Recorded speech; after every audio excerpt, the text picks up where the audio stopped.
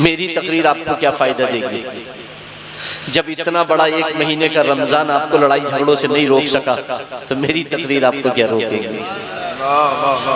मैंने जिस आयत करीमा की तिलावत की है वो सूरतुल फातिहा की आयत करीमा है। अल्लाह रब्बुल इज़्ज़त इरशाद फरमाता है, इहदिनस सिरातल मुस्तक़ीम। हम तर्जमा करते हैं हमें सीधी राह चला, हमें सीधी राह चला। और एक जगह इरशाद फरमाता है, व अन्ना हाज़ा सिराती मुस्तक़ीमा फत्तबिऊहु व ला तत्तबिउस सुबुला फतफ़र्रक़ बिकुम अन सबीली ज़ालिकुम वस्साकुम बिही लअल्लकुम तत्तक़ून। और ये कि यही मेरा सीधा रास्ता है, तो तुम इस सीधे रास्ते की इत्तिबा पैरवी करो। अल्लाह रब्बुल इज़्ज़त ने ये सूरतुल अनआम की आयत नंबर 153 है जो मैंने अभी पढ़ी। तो इसमें अल्लाह रब्बुल इज़्ज़त ने हमें सीधे रास्ते पर चलने की हिदायत फरमाई है कि यही मेरा सीधा रास्ता है। इससे पहले अल्लाह रब्बुल इज़्ज़त ने बहुत सारे अहकाम बयान फरमाए हैं, बहुत सारी चीज़ें बयान फरमाई हैं। और यहाँ पर अल्लाह रब्बुल इज़्ज़त ने हमें जो है वाज़े तौर पर इरशाद फरमा दिया कि यही मेरा सीधा रास्ता है।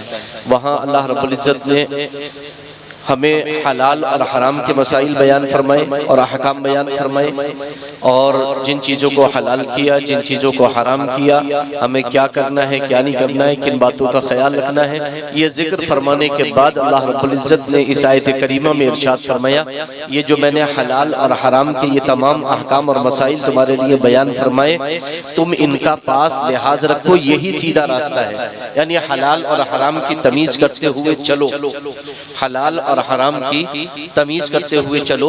क्या करना है, किन कामों से बचना है, ये सलाहियत अगर तुम्हारे अंदर पैदा हो गई है तो तुम सिराते मुस्तकीम पर हो। ठीक है। और इरशाद फरमाया फत्तबिऊ, यानी इस सिराते मुस्तकीम पर चलो, वला तत्तबिउस सुबुल। और ये जो अलग अलग राहें जो लोगों ने निकाल ली है ना, उन राहों पर मत चलो। ठीक है। कुछ हलाल में कुछ हराम में लोगों ने अपने अपने रास्ते बनाने की कोशिशें की हैं। ठीक है। तो ये जो मुख्तलिफ रास्ते निकाल लिए हैं ना लोगों ने, कि जिसे जी चाह रहा है हलाल कह रहे हैं, जिसे जी चाह रहा है हराम समझ रहे हैं, हलाल को हराम समझ रहे हैं, हराम को हलाल समझ रहे हैं। ठीक है। ये सिराते मुस्तकीम नहीं है। अल्लाह के रसूल सल्लल्लाहु अलैहि वसल्लम ने एक सीधी लकीर खींची, फिर राइट साइड में, दाईं साइड में 2 लकीरें खींची, फिर लेफ्ट साइड में बाईं साइड को, बाईं तरफ जो अल्लाह के रसूल ने 2 लकीरें खींची और इरशाद फरमाया, ये सीधी लकीर जो जा रही है ये सिरात मुस्तकीम है। और इधर जो लकीरें निकल गई, इधर जो लकीरें निकल गई, जो रास्ते इधर को निकल गए, जो रास्ते दाएं को निकल गए, जो रास्ते बाएं को निकल गए, आपको दाएं बाएं वाले रास्तों पर नहीं जाना है, आपको सीधे रास्ते पर जाना है। क्योंकि ये सीधी सड़क शहर शफाअत नगर की है, ये सीधी सड़क शहर शफाअत नगर की है। ये सीधा रास्ता मदीने को जा रहा है। आपको उसी रास्ते पर चलना है जो रास्ता आपको मदीने ले जाकर के छोड़ दे, जो रास्ता आपको उसी मस्जिद में जाना है जिस मस्जिद का शजरा मस्जिद नबवी से मिलता हो, उसी मदरसे में जाना है जिसका शजरा दरसगाह सुफ़ा से मिलता हो। सुभान अल्लाह, सुभान अल्लाह। समझ रहे? उसी खानकाह में जाना है जिसमें ये कहा जाता हो कि अहले सुन्नत का है बेड़ा पार, असहाबे हुजूर नज्म है और नाव है इतरत रसूलुल्लाह। सुभान अल्लाह, सुभान अल्लाह। बिल्कुल सीधा सीधा मामला है। ठीक है। तो सिराते मुस्तकीम पर आपको चलना है, हलाल और हराम की तमीज रखना है, कौन सी चीजें हलाल है, कौन सी चीजें हराम है, कौन से काम करने हैं, किन कामों से बचना है, ये आपको सलाहियत होना चाहिए, ये आपके अंदर फिक्र होना चाहिए, ये आपके अंदर जो है एक काबिलियत, एक लियाकत होना चाहिए, ताकि आप सिराते मुस्तकीम पर चल सके। आपको मालूम ही नहीं है कि क्या हलाल है, आपको मालूम ही ना हो कि क्या हराम है, आपको मालूम ही ना हो, और फिर हलाल और हराम के दरमियान भी बड़ी खाइयां हैं। ठीक है। बड़ी बड़ी खाइयां हैं। तो अगर आपको पता ही नहीं होगा तो आखिर बचोगे कैसे? आखिर बचोगे कैसे? मैं आपसे पूछता हूँ, ये सूरतुल अनाम है, अभी आपने कुरान करीम मुकम्मल पढ़ा माह रमजान शरीफ में अलहम्द से लेकर वन्नास तक, लेकिन क्या आप बता सकते हो कि सूरतुल बकरा में क्या मज़ामीन बयान किए गए? सूरह आले इमरान में कौन से मज़ामीन बयान किए गए? सूरह निसा में कौन से मज़ामीन बयान किए गए? किन बातों पर बयान मौजूद है? सूरह माइदा में क्या बयान है? सूरह अनाम में क्या है? सूरह आराफ में क्या है? सूरह अनफाल में क्या है? सूरह तौबा में क्या है? सूरह यूनुस में क्या है? हूद में क्या है? यूसुफ में क्या है? राद में क्या है? इब्राहिम में क्या है? हिज्र में क्या है? नहल में क्या है? बता सकते हो आप? बनी इसराइल में क्या है? कैफ में क्या है? मरियम में क्या है? आप बता सकते हो? क्यों नहीं बता सकते आप? आखिर क्या वजह है? उससे तो छोड़ो, ये तो बहुत बड़ी बातें हैं, बड़ी बड़ी सूरतें, बड़ी बड़ी बातें हैं।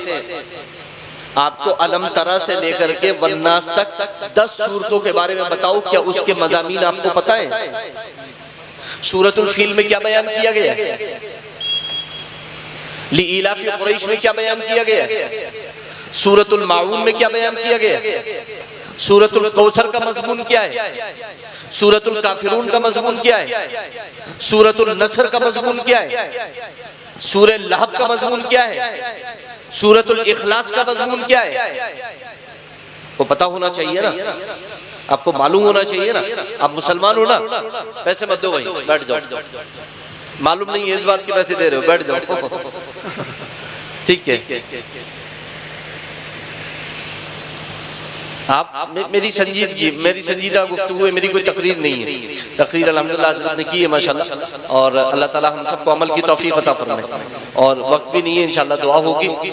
और आज का माहौल भी कुछ अलग ही था, मैं जब यहाँ दाखिल हुआ तो खैर अल्लाह ताला अपना फजल फरमाए और मुसलमानों को हिदायत अता फरमाए और सिरात मुस्तकीम पर चलने की तौफीक अता फरमाए। तो सिरात मुस्तकीम है क्या? आप तो ये भी नहीं मालूम करते कि सिरात मुस्तकीम है क्या। आप तो रोज पढ़ते हो नमाज में, इहदिना सिरातल मुस्तकीम, इहदिना सिरातल मुस्तकीम, इहदिना सिरातल मुस्तकीम, इहदिना सिरातल मुस्तकीम। सिरात मुस्तकीम है क्या भाई? सूरह फातिहा का मजमून क्या है? किस उन्वान पर गुफ्तगू हो रही है सूरह फातिहा में?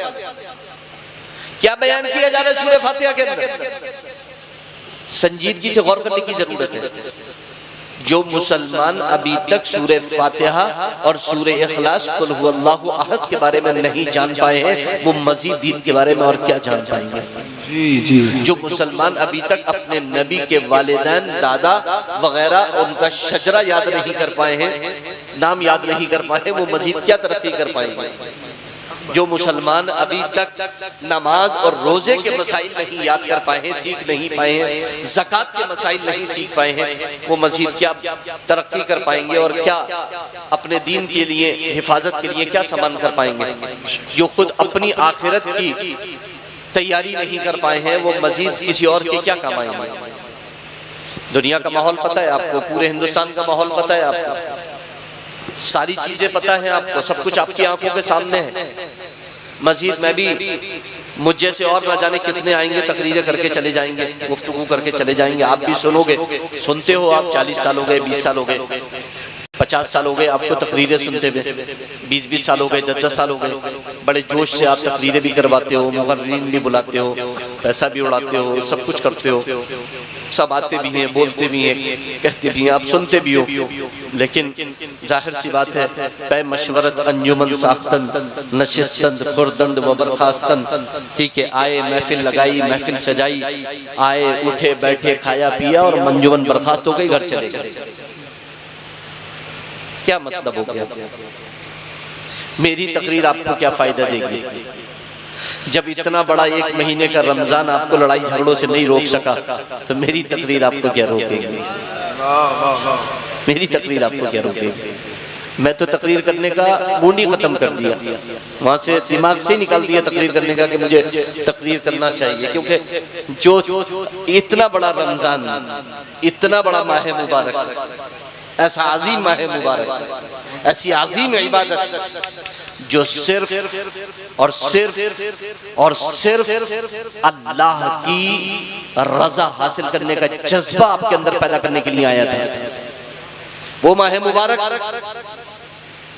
माह मुबारक जिसके लिए पूरा साल जन्नतें सजाई जाती हैं, आरास्ता की जाती है। सुभान अल्लाह, सुभान अल्लाह। वो माह मुबारक जिसके लिए जन्नत के दरवाजे खोल दिए जाते हैं, जिसके इस्तेक़बाल में जन्नत के दरवाजे खोल दिए जाते हैं, जिसके एहतराम में जहन्नम के दरवाजे बंद कर दिए जाते हैं।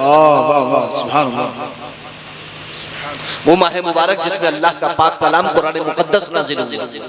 वो माह मुबारक जिसमें जिब्रील फरिश्तों की जमात के साथ जमीन पर हाजिर होते हैं। वो माह मुबारक जिसकी एक रात 1000 महीनों यानी 80 साल से ज्यादा बेहतर। सुभान अल्लाह। 80 साल नवाफिल की कसरत करो आप, तो आपकी 80 साल नवाफिल पर एक रात भारी होगी अगर आपको मिल गई तो। अगर ये सब कुछ भी हमें सिराते मुस्तकीम पर नहीं चला पाया, हमें अल्लाह की रजा के लिए किसी से मिलने, किसी से जुलने, किसी को देने, किसी को मना करने, किसी से लेने, किसी से कुछ न लेने, अगर ये सब कुछ अल्लाह की रजा के लिए हमें इस नहीं सीख पाए हम, तो फिर कौन सा मुबल्लिग आएगा, कौन सा मुकर्रिर आएगा, कौन सा शायर, कौन सा हाफिज, कौन सा कारी, कौन सा इमाम आएगा। अल्लाह ने पूरा 1 महीना भेजा आपके लिए। तरावी में हर रोज आपने कुरान की तिलावत सुनी, अल्लाह के कलाम की आयतें सुनी, रोजाना आपने कुरान पढ़ा भी बैठ करके। मगर जानते हो ये सब क्यों ऐसे ही चला जा रहा है? सिर्फ इसलिए कि मुसलमानों को आज तक ये नहीं पता कि उनका रब उनसे कलाम में क्या फरमा रहा है। रुसवाई होना थी ना उससे मुसलमानों की, तो जो आपके रुसवाई के सामान है वो तो बिल्कुल तैयार है।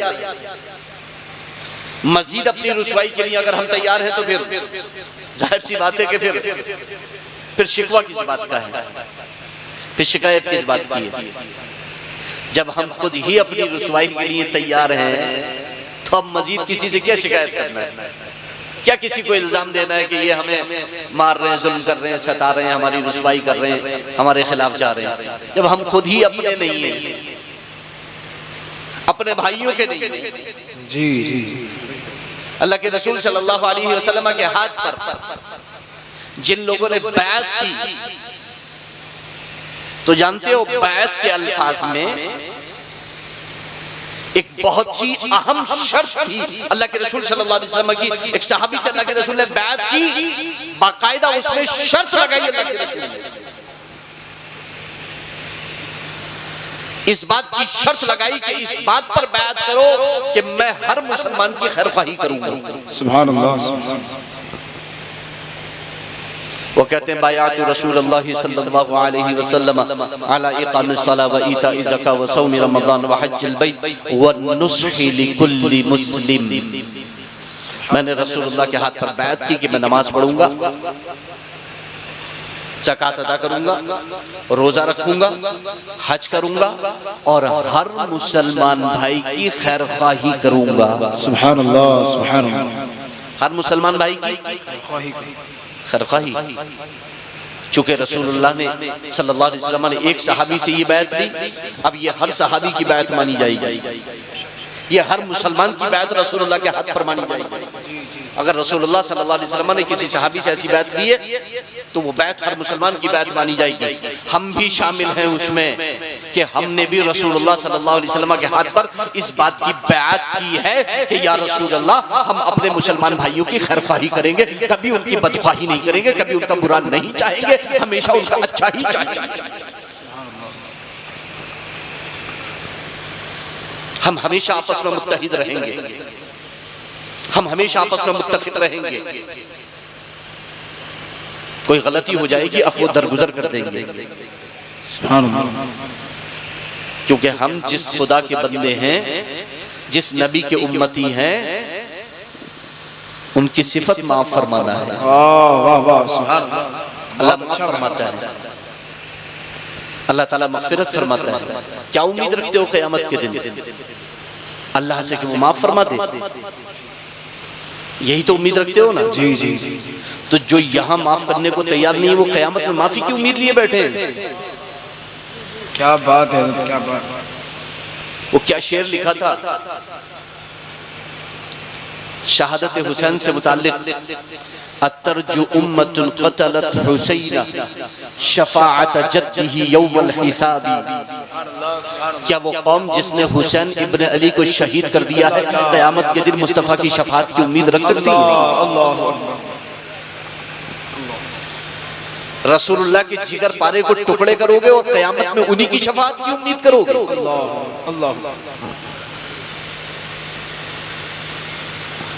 मतलब क्या हुआ? खुद अपने लिए माफी की उम्मीद रखते हो कि क़यामत में आपको माफ कर दिया जाए, हुजूर से ये उम्मीद करते हो कि वो आप को अपने दामन शफ़ाअत में ले लें।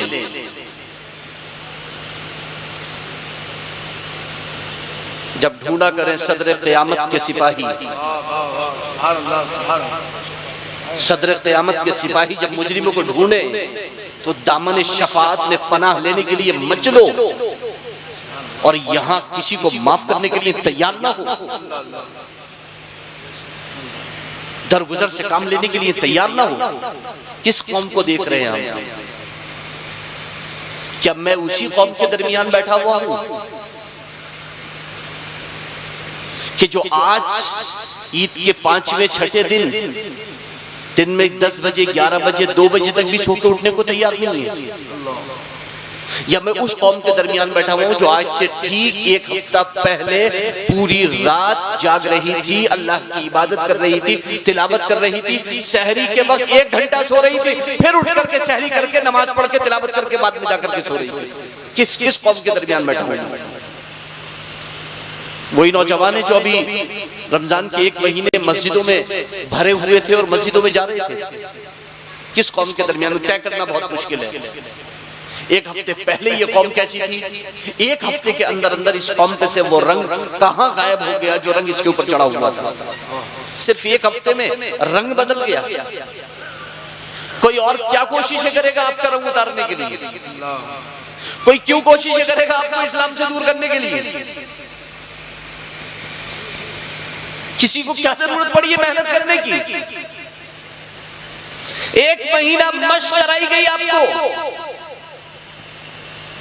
छोड़ने की मशक कराई गई, बचने की मशक कराई गई। किन चीजों से बचने की? जो हमेशा के लिए हराम है उनसे बचने की। जो रमजान से पहले हलाल थी उनको आर्जी तौर पर सूरज तुलू होने से लेकर के सूरज गुरूब होने तक मुख्तसर वक्त के लिए आपके लिए आर्जी तौर पर हराम करके उन हलाल चीजों से बचने को आपसे कहा गया, तो आप उनसे बच गए। वो कौम कि अगर हलाल चीजों को उसके लिए हराम कर दिया जाए कुछ देर के लिए तो उसके अंदर इतनी ताकत है ईमानी कि वो बच सकती है, तो फिर वो हमेशा वाली हराम चीजों से क्यों नहीं बच पा रही है? खाना हलाल, पीना हलाल, शादीशुदा के लिए अमल जिमा अमल मुबाशरत हलाल, मगर जो ही उसने रोजे की नियत की, रोजा रखा, उसका रोजा शुरू हुआ, सारी चीजें उसके लिए हराम हो गई। और आप देखें तो किस उसका सतह क्या है उसकी? बंद कमरे में है, दुनिया का कोई इंसान उसको नहीं देख रहा है, मगर उसका दिल ये कह रहा है कि तेरा रब तो तुझको देख रहा है ना। तो ना अपने आप को खाने दे रहा है, ना पीने दे रहा है, ना कुछ नहीं करने दे रहा है आपको, ना नमाज छोड़ने दे रहा है, हर चीज से बचा के रख रहा है रोजा आपको। वो रोजा जिसने मुसलमानों को इन चीजों से बचाने की ताकत दे दी, जिसने सेल्फ कंट्रोल की ऐसी सलाहियत मुसलमानों को दे दी, आखिर क्या वजह है कि वो अपना सेल्फ कंट्रोल इतनी जल्दी भूल गए? ये सलाहियत उनकी इतनी जल्दी खत्म हो गई। वजह यह है कि शायद वो मकसद ही को नहीं समझ पाए थे रोजे रमजान के, कि मकसद क्या है? सेल्फ कंट्रोल की सलाहियत अपने अंदर आना, यानी अपनी ख्वाहिशात पर काबू पाना सबसे अहम है माह रमजान का मकसद और रोजे का मकसद। आपका दिल चाह रहा है कि आप किसी को गाली बक दें, किसी से लड़ जाएं, किसी से झगड़ जाएं, इसको काबू करने की ताकत आपको देता है रोजा। अल्लाह के रसूल ने क्या फरमाया, मल्लम यदा क़ौल ज़ूरी वल अमली बिही फलैसा लिल्लाहि हाजतुन फी अन यदअ तआमहु व शराबहु, कि जिसने झूठ नहीं छोड़ा, उस पर अमल नहीं छोड़ा, अल्लाह को भी कोई हाजत नहीं है कि अपना खाना पीना छोड़ के बैठे वो बंदा। अल्लाह को कोई हाजत नहीं है कि तुम भूखे प्यासे रहो। मकसद है आपको बचाना और ये मश्क कराना। और एतिकाफ की सूरत में चाहिए तो ये था कि अक्सर लोग एतिकाफ में बैठते, एक बंदे को बिठा देते कि जाओ तुम बैठ जाओ, हम सब की तरफ से तुम्हें बना दिया गया है एतिकाफ का इमाम, और बिठा दिया उसको बेचारे को, उसको खाना भी पहुंचा दिया, उसको पानी भी पहुंचा दिया, और उससे कह दिया पूरी कौम की तरफ से तुम बैठे हुए हो। एतिकाफ का मतलब क्या था? 10 दिन इस चीज की प्रैक्टिस होना थी, इस चीज की मशक होना थी कि खाना पीना, अमल जिमा, झूठ वगैरह वगैरह, जबान के गुनाह, दिल के गुनाह और खाना पीना, इन सबसे तो बचना ही है। अल्लाह के अलावा भी तमाम लोगों से बच जाओ, अल्लाह के अलावा भी तमाम लोगों से, फैमिली से अलग हो जाओ, बीवी बच्चों से अलग हो जाओ, 10 दिन के लिए मस्जिद में आकर के बैठ जाओ। तुम अपने रब से मुलाकात करते हो, बात करते हो और रब से मुनाजात करते हो और रब के बारगाह में अपनी इबादतें पेश करते हो, बस इसके सिवा कुछ नहीं। तो जाहिर सी बात है, जब मकसद को नहीं समझा तो कुछ भी नहीं होगा। खैर, अल्लाह ताला मुझे आपको सबको इसकी तौफीक अता फरमाए और दारैन की सआदत और बरकतों से माला माल फरमाए, और अल्लाह ताला आपस में एक इत्तेफाक इत्तेहाद अता फरमाए और इल्म नाफ़े, अमल सालेह, रिज़्क़ हसन, ईमान कामिल की दौलत से माला माल फरमाए। जो काम करने के हैं उन्हें कीजिए और जो काम बचने के हैं उनसे बचिए। यही इस्लाम है, यही मुसलमान की जिम्मेदारी है। आप सिर्फ कर रहे हैं, बच नहीं रहे, तो आप कामिल मुसलमान नहीं है, आप इस्लाम का हक अदा नहीं कर रहे हैं। अल्लाह मुझे भी तौफीक दे, आपको भी। आमीन सुम्मा आमीन। अस्तगफिरुल्लाह रब्बी मिन कुल्ली ज़म्बिन व अतूबु इलैह। व आखिरु दअवाना अल्हम्दुलिल्लाहि रब्बिल आलमीन। अस्सलामु अलैकुम।